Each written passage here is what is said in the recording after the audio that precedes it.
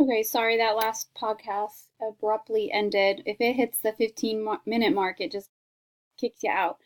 So we just have a few more slides to cover and then we're all done. But in talking about conflict, and the last example that we just covered with the Sierra Leone, Diamond sort of conflict over resources and people not cooperating, and what that really does is it just hurts everyone. And like I said, all it takes is, think of that old saying, all it takes is a few bad eggs and it spoils it for the bunch. Or a couple of rotten apples, right? Spoils it for the bunch. And that's really how it goes. So, part of the struggle is that you're always going to get someone who is out for selfish gain. Um, but if you're in a group that's really cohesive and you all have the same interests in mind, there are lots of ways to reduce conflict that can be helpful. Um, when we look at some of the causes of conflict, we notice a lot of concepts that we've been talking about this semester. Um, Remember the fundamental attribution error? That was, that we often attribute people's behavior to their internal disposition. Something about them um, makes them the way that they are, and we don't give enough weight to the scenario, the setting, which Zimbardo showed us is very important and can really change a person's actions depending upon what is going on in the situation. So we form opinions regarding the cause of a behavior without adequate data. We make assumptions all the time. We're such assumption makers. We will jump to conclusions based on one little piece of information that we're given, and we don't even know the accuracy of that information. And we often make a very hostile attribution. So the hostile attributional bias says that others have some sort of hostile or negative intentions. We assume, we kind of go through life assuming that, oh, he or she did that because they want to hurt me, or they're out to get me, or they'll step on anyone, or they want to get ahead, or whatever. Have you ever thought or said, what is he or she looking at, right? When you're out in public, well, they might not be looking at you at all. They're just a people watcher, or they're staring out looking at somebody, but in their head they're thinking about the fight they just had with their wife or their kids, and it's not about you. But when you're just looking at a person, you don't know that. All you see is what's on the outside. You don't know what's going on the inside. So we make assumptions. They must be staring at me because they're being rude, or they must be staring at me because they don't like me, or whatever it might be. But we sort of have this hostile chip on our shoulder is really what it is. And we walk around with these feelings of sort of hostility. I mean, we just talked about aggression and that video, America the Rude.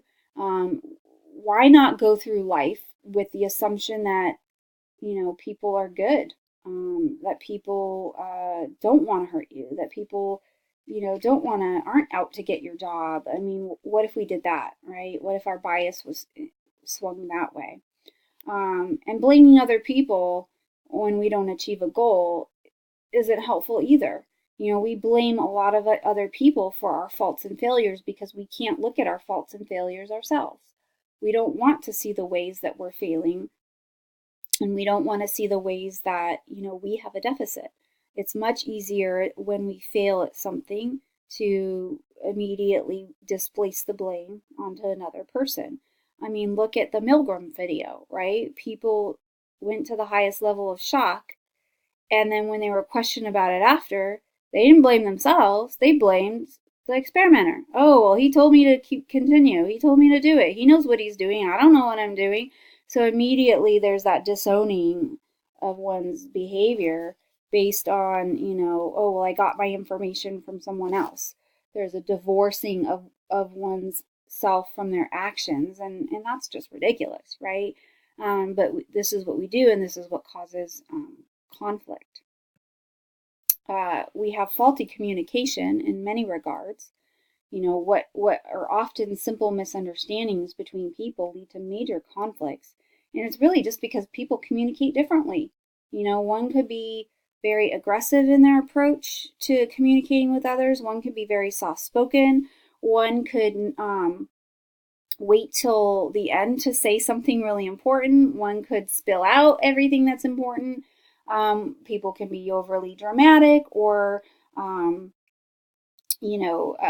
very hostile. And so we all communicate so differently. And that's kind of the root of a lot of conflict, is just the way in which we communicate with other people. And our perceptions can often be biased.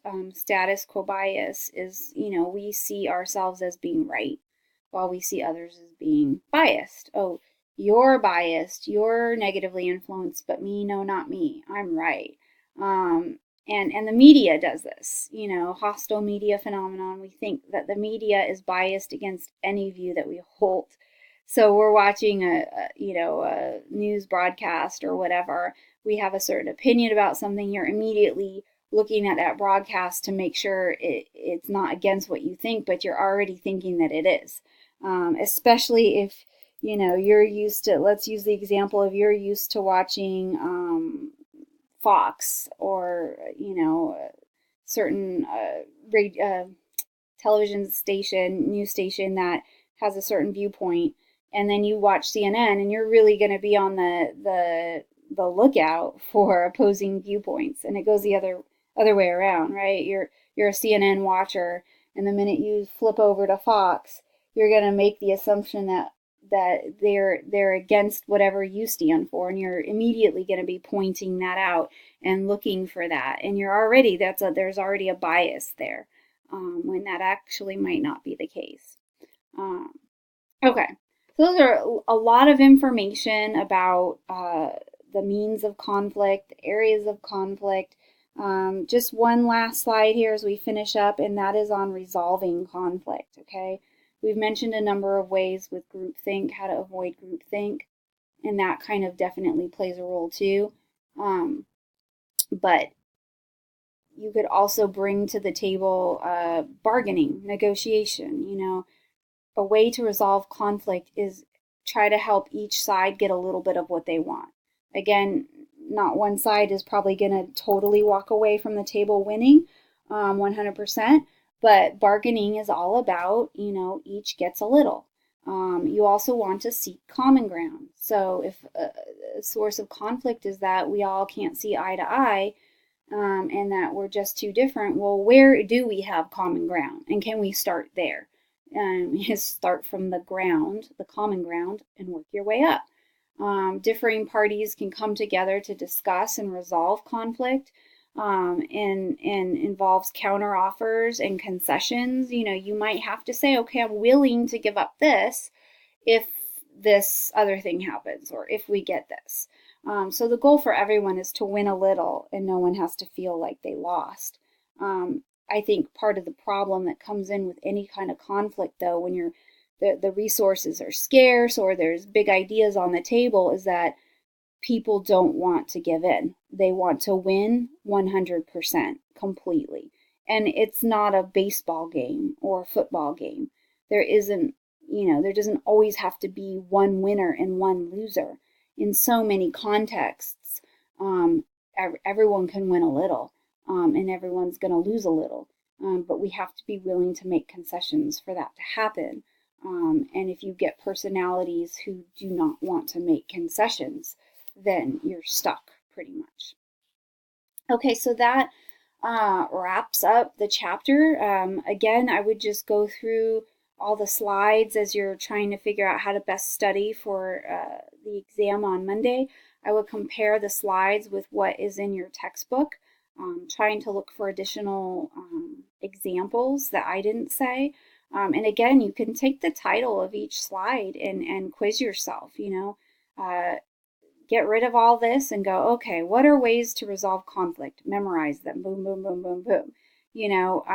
Take a concept or a theory like bias perception and faulty communication. What do these mean? When do we use them? Why are they a big deal? What role do they play in conflict? Answering those kinds of questions is going to help you in studying for the test. Anytime you have definitions. Try to think of examples for those definitions and not just the definition itself. Okay. So I think all of that will help you. I look forward to seeing you guys on Monday. Good luck studying, and just let me know if you have any questions between now and then. All right. Thanks, everyone.